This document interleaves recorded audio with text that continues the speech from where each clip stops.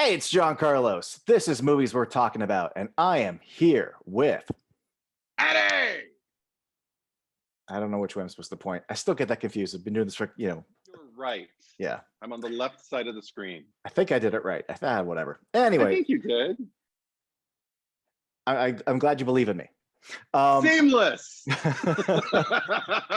We're gonna rank the Nightmare on Elm Street movies. We watched 1 through 6 and New Nightmare and Freddy Vs. Jason. We talked about all of them.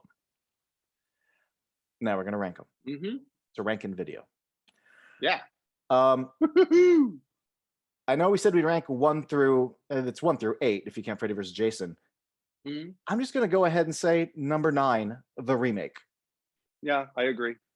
Let that be all that's said about it. I really don't need to waste another breath or sentence.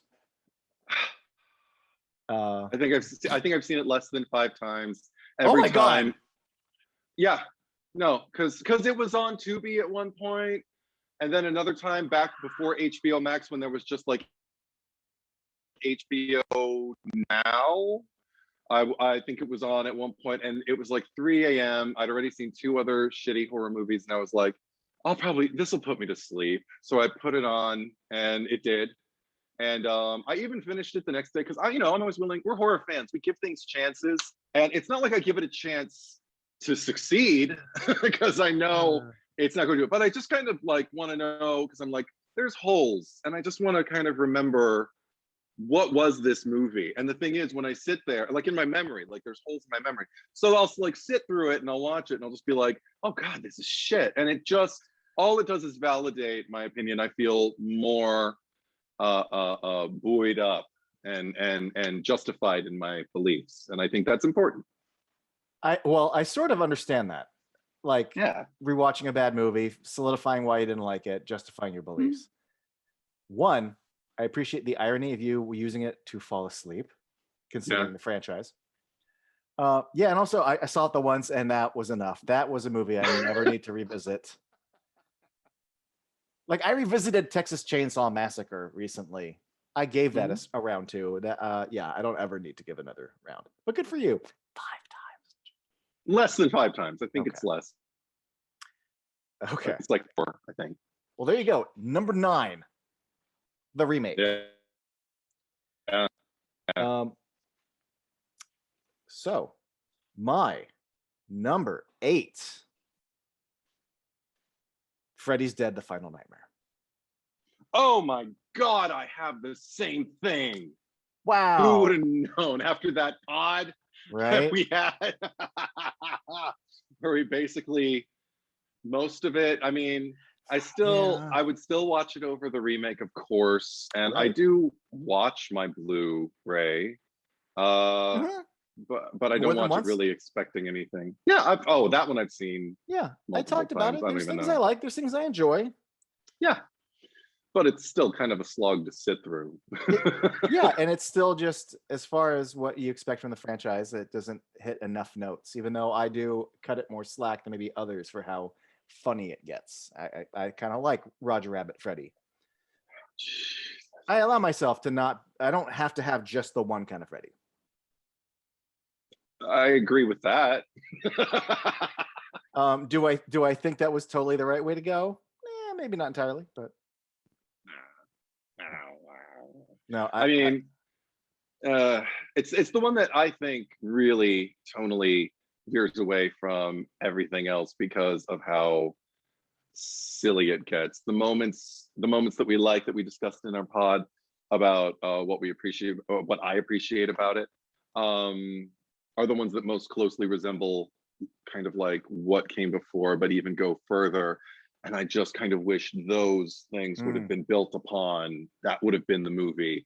It might have ranked higher for me. I couldn't be less interested in Freddy's daughter.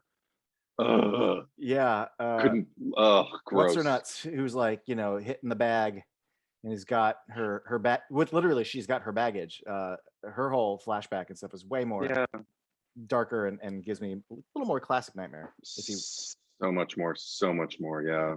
Yeah. Well. Well, I'm looking forward to ranking some of the other ones that lift it up a bit. My number 7. Just for yes. me, my number 7 is part 5, The Dream Child. Because Oh, I mean, okay. My 1 through 4 are pretty sublime to me. My number 5 is still a good time.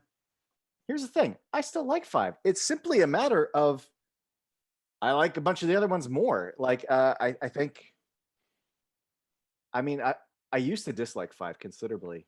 And then grew to like it, grew to like it more, grew to like it more. okay. I had mostly very nice things to say in our discussion of it. It's just a matter of, you know, I have some issues with just the way it ended a bit.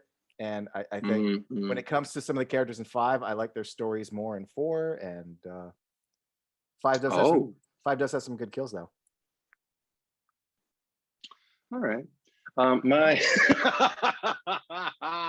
I have a very this is going to be an interesting list because I have a different number 7 which might shock you. Oh no. And I know No.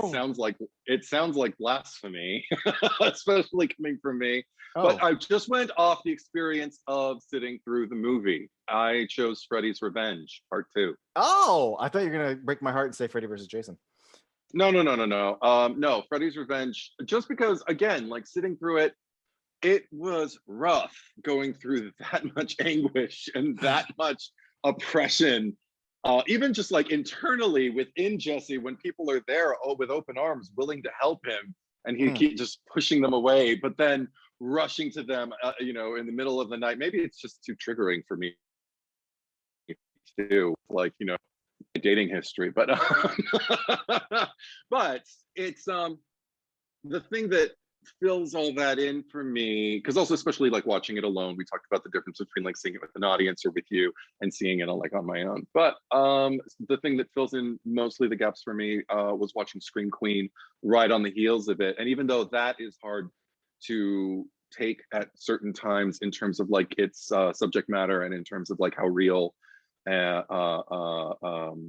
Mark Patton gets with his life, the details of his life. I don't know, there's something about it that uplifts it, and especially like his spirit at the end of it, the conversation that he has with the screenwriter and his own willingness to put himself out there and to extend an opportunity for communication, like all of that shit I'm so about. So as a double feature, this would have been ranked higher, but as the movie itself, Freddy's Revenge, it's number 6 for me. So there you go. I think you mean 7, right? No, 7? Wait, did we? I always fuck up the numbers. Let me see. Okay, it's number 7. It's number 7 for me. Thank you for catching that. Next. It's funny that all your notes are so like character based, whereas like my only thing about part 5 is that like I think some of the other movies are strongly directed better. There's a little bit less silly, with Freddy and his giant hand, and like the baby, and I don't know. It's just a little more direction based for me, and I wonder if all of ours are going to be more direction based, and yours going to be more like character and story and feeling based. I don't know. Probably. I don't know. We'll have to wait and see. So at number 6 now. 6. The actual number 6. Yes. I have part 2, Freddy's Revenge. Oh. And if we'd done this list like 10 years ago, it probably would have been at number 7. But okay. But it's just one of those movies that, the more it's been embraced by like the queer cinema community, the more I've learned about the making of it, the more I've just read into it. I just think it's a gas. Like you go on this big journey and it's hard for you. And I just think it's fun. He's dancing, he's popping the cork gun, and a hetero kiss saves the day, and just the coach is getting whipped and by towels and balls are flying in his face, and I just think it's a gas, man. The probe game is in his closet with no chicks allowed, and just all the right. I view it as a campy good time.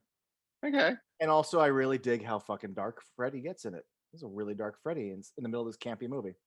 I do enjoy that. I mean, it's not like I hate the movie or anything, but it's just like I think I ranked these according to like how much do I enjoy and look forward to seeing them. And but I still look forward to it. It's just Right. the other ones I look forward to a little bit more. Yeah, and I look forward to seeing the bird fly and explode and stuff. And I just, yeah, sorry, that and makes hearing it. Clue Gulager, Jesse, and all that. Yeah, it's clearly not the best when it comes to the storytelling of the series, but No. I enjoy it more than Freddy's Dead and 5 because there's an Okay. exploding bird in it. So Okay, well, my number 6 is Freddy versus Jason, which I knew it's okay. no matter where I put it, it probably wouldn't be too low for you. But I put it there because because of the ride, because it opens strong and because it closes strong, and because there's a lot of things within the journey that I appreciate. But so I think it's a better time than Freddy's Revenge, but it doesn't hook me like you said, like on a personal level as much as the ones that are higher than it. It's just kind of like a fun time. I feel like I'm going through a literal fun house of a movie to enjoy that. So that makes sense. Yeah, you cut out a little bit. You feel like you're going through what? Like a fun house of a movie. If that makes sense. You're locking up. I can't tell. No, it's funny. Does it make sense? Cut out again, but a fun house of a movie is what I'm gathering. I don't know what the issue is. You've never ever in our time have been like, oh man, I love Lori and Will's story so much. Like, I get it. Yeah. I understand. I really don't. I honestly, I thought you might have ranked it lower. So I'm happy. Almost happy, yeah. Nice. So coming in at number 5. Yeah. Nightmare on Elm Street 4. Hey, me too. Yeah. Yeah, I would have thought it would be higher for you. No, but I still really like, again, my top 4 are like, and then like right behind at number 5 is like 4, which isn't quite, but it's close. 4 is a solid time. Yeah. It's just, it gives me a little bit of the Dream Warriors, but it also gives me a great new heroine with Alice. I appreciate that that's kind of like the comedic Freddy that the world kind of remembers. And I think that movie kind of delivers a Nightmare on Elm Street, quote unquote, movie, but also it succeeds beyond just kind of what the public kind of considers it. Rennie Harlan really like directed the shit out of it. Yeah, I agree. Yeah, 4's great. Yeah. No, I'm particularly impressed with how much they achieved, like cinematically, and especially with the budget and everything. Like it really seemed like every one of these movies they were outrunning the clock. So for it to feel as put together as it does feel like one of the most solid of the franchise while I'm sitting there, which is probably why I've ranked it above the ones I have. But I think the only thing that might be missing for me is a little bit more of the things that, my heart, like the things in my spirit that interlock with characters. It's not like I don't care about these characters, I do, but I feel like I kind of get the tail end of some characters that I really, really cared about from the previous film, and it sets up a character who I'm really going to see come into her own later. So as a transitional point, I really appreciate it. I think it hits all the bells and whistles it needs to. The other ones just kind of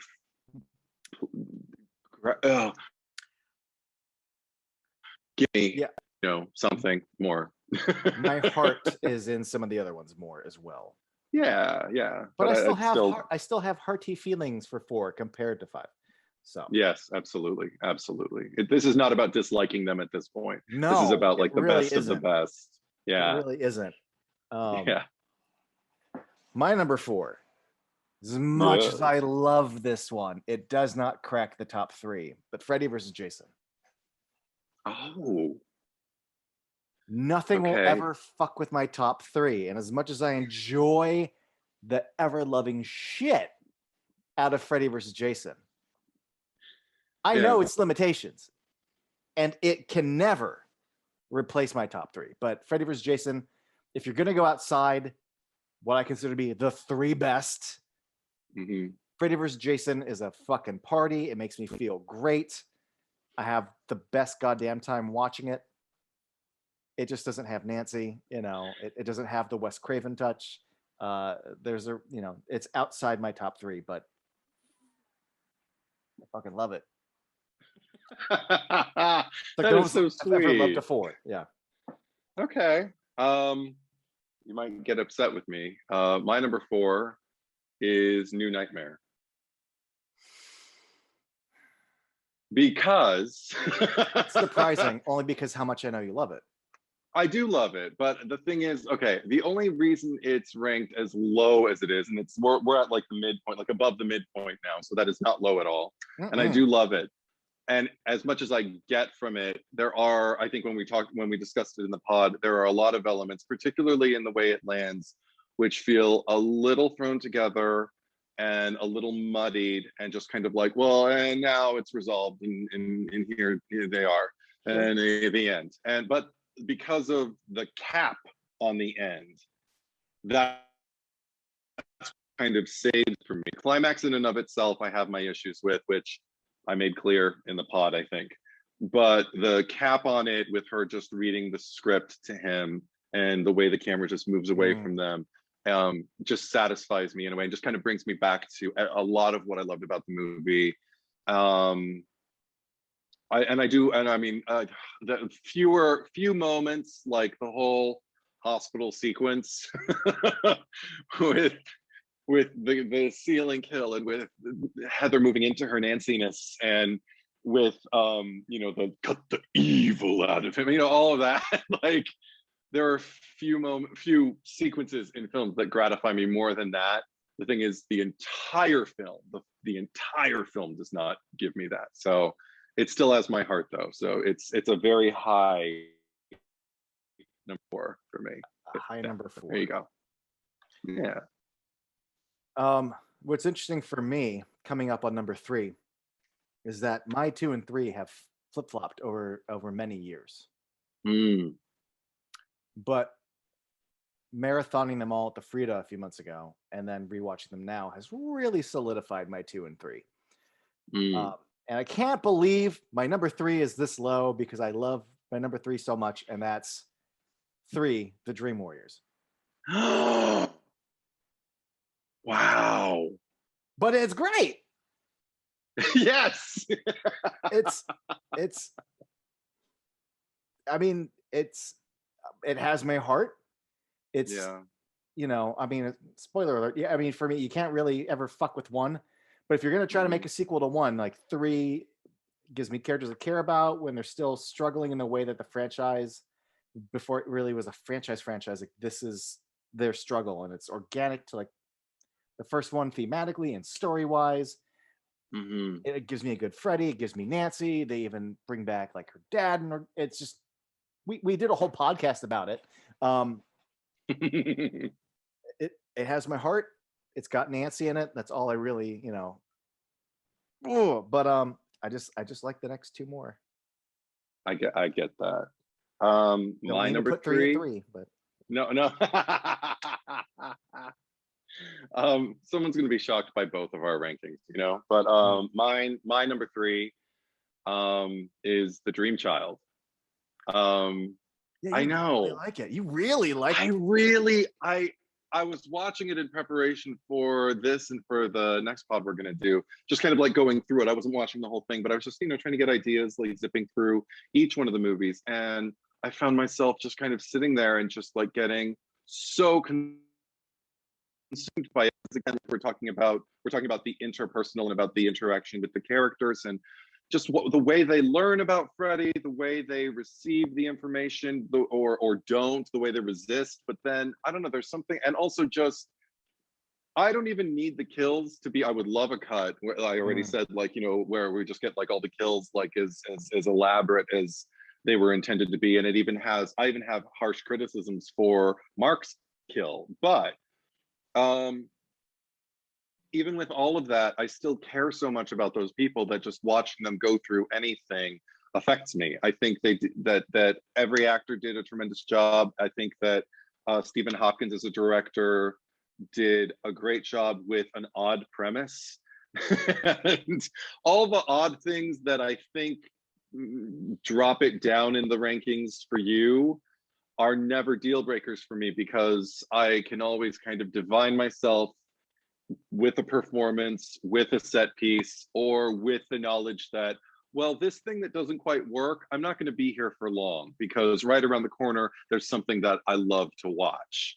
That's how I watched the entire movie, whether in anticipation of something great happening, or I'm just beholding something great happening. I should look up Stephen Hopkins directed and see if I like that as much, because I think he might be one of those directors for me. So anyway, that's my 3. Yeah. My number 2, New Nightmare. Yeah. Okay. Again, for a long time, I'm like, no, 1 and 3. Oh, but New Nightmare. And then 3 and New Nightmare always battle it out. But Eddie, like, it's just like my arms go back and it just washes over me. And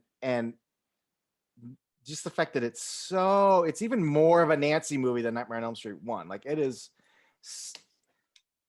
it works on its own. It works as a great postmodern movie. And for the type of Freddy fan that I am, that movie just beat me over the head with its...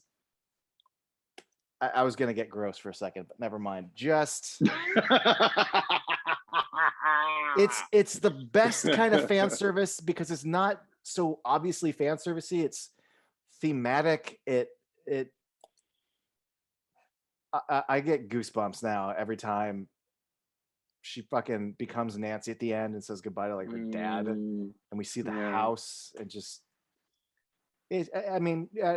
not to sound me-ish, but it's just such smart of a movie. It's so cleverly directed, and I get to be like you. I actually have feelings and go on an emotional journey when I watch it. Totally. It gives me everything. It gives me heart. It gives me smarts. It gives me good direction. Your little issues towards the finale, that isn't enough to pull it down for me out of the number 2 spot. It's just something in the movie, and I go, but everything else is so great. Who gives a shit, you know? Yeah, I get that. If I had a really, really great pizza, it was like barbecue chicken, and it had like grilled onions on it and bacon, and then someone threw a couple peas on it, but those peas don't ruin that whole tasty pizza. Just a few peas. Okay. There are other elements too. Like, I mean, one thing we haven't really mentioned a lot of outside of like Freddy's Dead is Freddy. And the only reason I think it dropped as low for me is also, from the pod and from the discussion, it's not always Freddy for me. There are moments where I'm just kind of like, that is so Freddy, and moments that absolutely land for me. And then another one, like, I don't know. This feels too much like something else, and I think I'd rather have my Freddy, like Freddy as I know him, as opposed to this other thing. But I mean, would I change it? No, I'll just rank it where it is. Yeah, and even then, I go, oh, that's interesting. That's different. I like that. Oh, okay. Right. When it's not your Freddy. Different. Yeah. No, but he's always different. But okay. Well, my number 2 might be kind of shocking. I don't know. My number 2 is A Nightmare on Elm Street.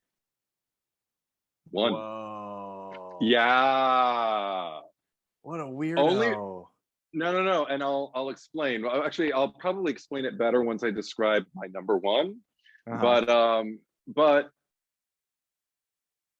it has everything I need. It completely meets my needs and satisfies me. The thing is, my number 1 does too, and then some. So that's all I'll say. But I mean, no complaints. Love the movie. No complaints. So that's all I'll say about that.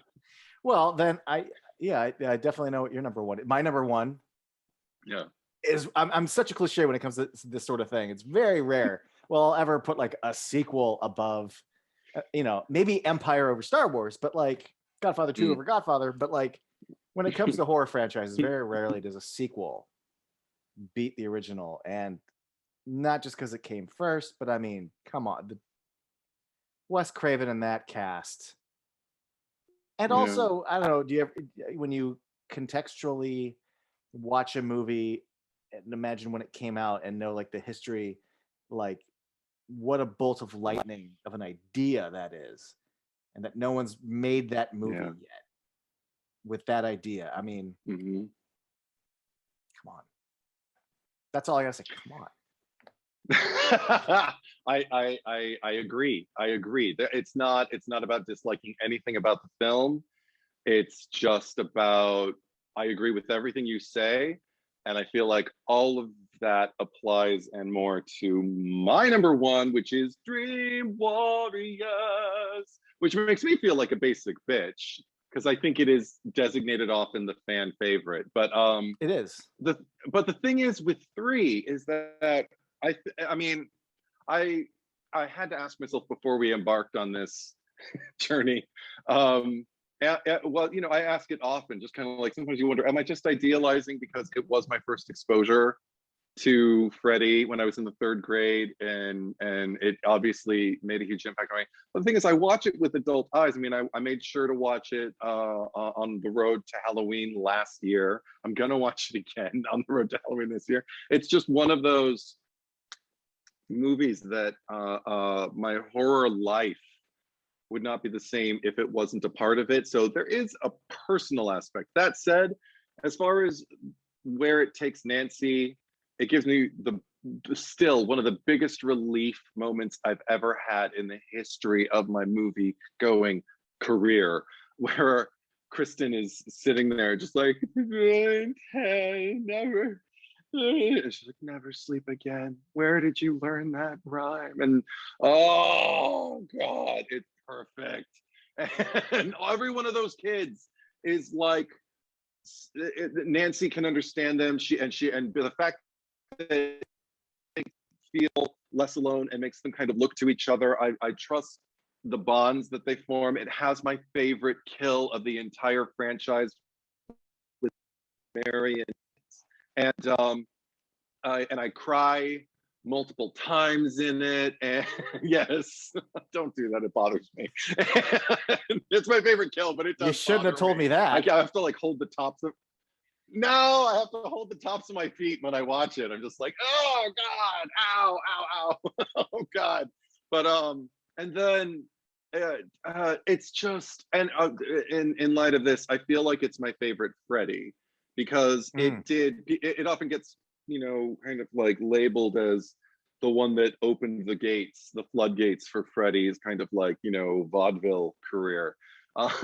Freddy is a killer, monster with personality and everything like that, because he was very, very dark in 1 and 2, and then by the time he got to 3, he had catchphrases. Even though I didn't think he was necessarily jokey, he was still No. very imposing and very much of a threat. And he's what I think of when I think of Freddy Krueger. So there's that, and just watching. There are so many moments. There's so many moments. I'm just here. I won't do the hand gesture, but you know what hand gesture I'm going to do. Where it's like, oh, and just because it's like the moment where Nancy gets pulled into the dream, and then she sees Freddy, and she knows exactly what to do and doesn't even react. First, she just grabs the thing and stabs him in the eye with a glass, and then he gets up, and she's looking at him, and she's protecting Kristen, and he looks at her and sees her, and he just kind of says, "You." She's like, "Oh my God," and you're like, "Fuck! This is so epic." You can't have that without the first movie. Correct. But because I love the first movie as much as I do, that moment packs the biggest motherfucking wallop. And then the fact that Nancy is the one who sacrifices herself and uses, I think she's the first one to use Freddy's glove to kill him. Oh God, and even just the ending, the fact that the evil can be stalled but never ultimately defeated. The fact that like that dollhouse, just the popsicle stick house, just kind of falls onto the Malaysian dream doll, And it's still, I mean, I talked about it in the pod, but it still unsettles me. It still makes me like, that makes the little third grader in me, the little sliver, just kind of still go, I don't want to go to sleep. I'm so glad I don't have a nightlight. I would never want that house, that popsicle stick. That's a bold God. statement, because so many people can be like afraid of like clowns or dolls or Yeah. marionettes or whatever, and you're like, I'm legit scared of a popsicle house. Yeah. Yeah. Oh, especially if it's made out of popsicles. Fuck no. I mean, if it were just like a Christmas, if it were a Christmas ornament or something like that, maybe I might have spoken too soon. Maybe not. But like the Now I same know what size. to make you for Christmas. Oh fuck no. I mean, make it out of gingerbread. I'll eat it, and then there will be no house. No, But out of popsicle sticks, it's not going to my house. Fuck no. It's going to light up when I sleep, and I'm gonna die. we didn't discuss this in the podcast before, but as I did mention how much I really like the Freddy of Freddy versus Jason and how menacing I like the Freddy of part 2.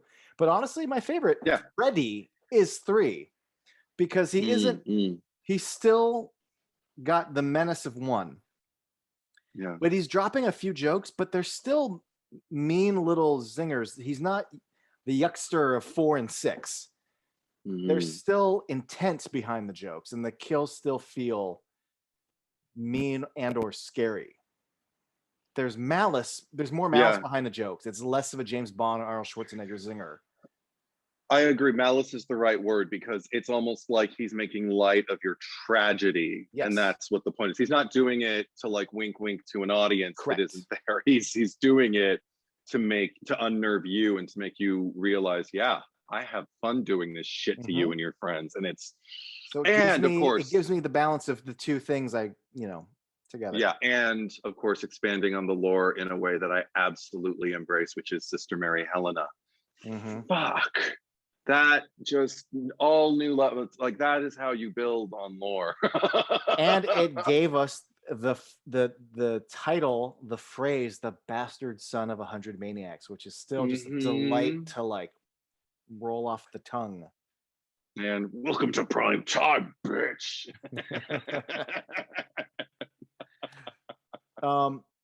Ultimately, even though I love 1, I will tell you one of the biggest strengths of 3 is the fact that part 1 is Nancy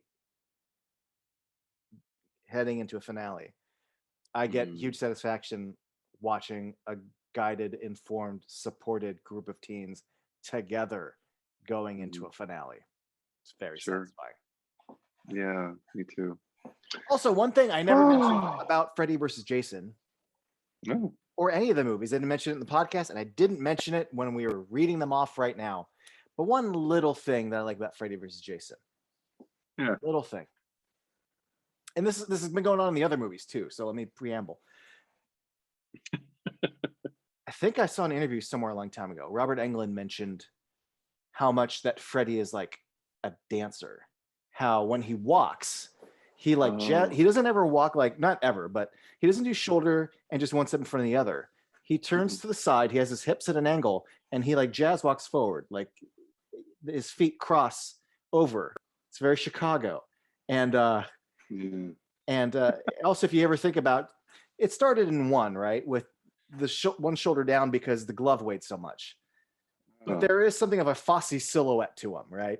And just glove, there's a lot of, and just it's on a railing and and the laughs. It's all, but what I love is I became aware, and you could see it in movies leading up to Freddy versus Jason, that walk where it's 3/4 turn chest, one hip to the side, and then crossing over as he steps forward.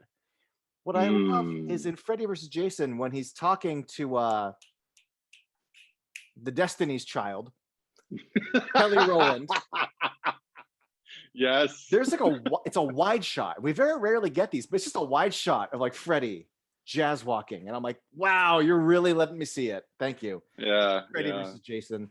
I've always known it's there. There's a nice wide Fosse, and it's great. You know what? I've already seen a drag queen don a Freddy-esque, not just silhouette, but like a visage It was very. I should send you the video. It's this queen named Crystal Method. She's fabulous. Makes it very glamorous, very beautiful, and very adorable. Actually, band-aids on the head. It's a look, but you're making me think. Like, I think I want to go that one further and just do a Fosse number with the Freddy hat, like, but like the way the bowlers do, just kind of tip over like one eye, and then just have like the gloved hand, like as you just kind of, you know, snap and and do little, you know, it could be really cool. Do just a Freddy pursuit and get like a Nancy in her pajamas as I as I just, you know, creep up and anyway, you probably can't see it. I'm probably freezing up now, but anyway, there you go. could we get a like a Nancy solo while Freddy does a costume change, and he wheel out like a little closet, and he's like, "It's me," and he like flings open his trench coat like with his leather pants, and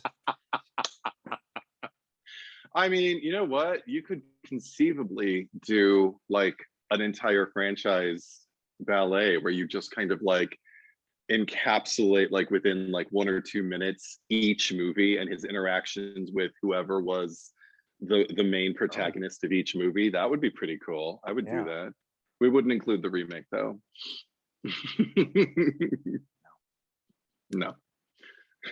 Before we piece out of this ranking, I just want to recommend to people, if you like Nightmare on Elm Street as a franchise, I just think it's highly worth your time. I'm speaking to you, the viewer. Go check out Never Sleep Again. It's an epic documentary on the whole franchise.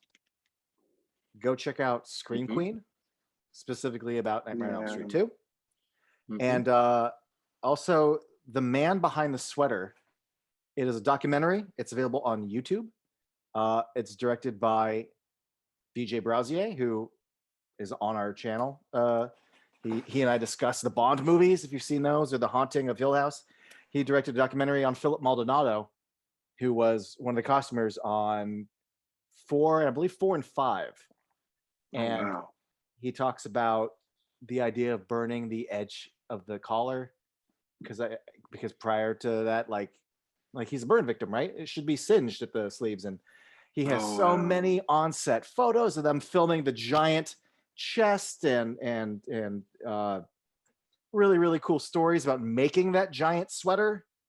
Wow. Like it's a very focused documentary on like one man's experience, and it's very intimate, it's very personal. If you're a Nightmare on Elm Street fan, it's free, it's on YouTube, it's totally worth your time. Oh, that's remarkable. I haven't seen it yet. I'm gonna watch it. You should go watch it. Yeah. Thanks for ranking with me, Eddie. No problem. John Carlos, thank you for having me. We should do this again and just sort of talk about toys, because I have some thoughts on Nightmare on Elm Street toys. I want to hear them. Let's do it. Until next time, everybody. Thanks for watching.